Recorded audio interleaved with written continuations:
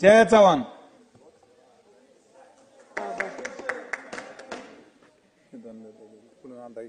अध्यक्ष महोदय, शेवटची एक महिला राहिली आहे, 2च मिनिटं घेते.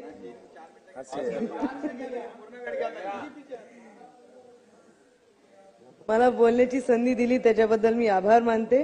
अध्यक्ष महोदय, सार्वजनिक आरोग्य विभाग पुरवणी मागण्यांवर चर्चा करताना मागणी क्रमांक R1 बाब क्रमांक 114 प्रकोष्ठ 91 संदर्भात आपल्याला लक्षात आणून देत आहे की प्राथमिक आरोग्य केंद्राचा दर्जा वाढवणे संदर्भात प्रस्तावित मागणीवर विचार करताना अध्यक्ष महोदय, भोकर येथील उपजिल्हा रुग्णालयास सुरुवातीला कमी किमतीची प्रशासकीय मान्यता दिली होती.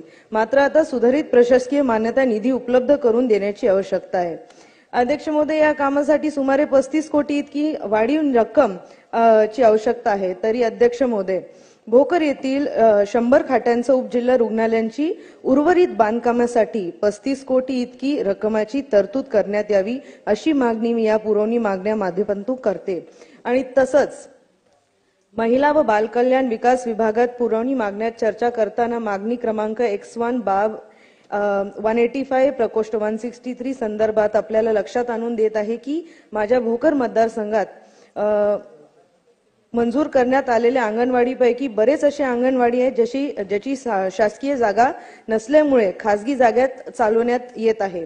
अध्यक्ष महोदय, अंगणवाडी सेविकांच्या स्वतःच्या खिशाच्या पैशातून ते हे अंगणवाडी त्यांच्या पर्सनल खोलीत असं काहीतरी चालवतात.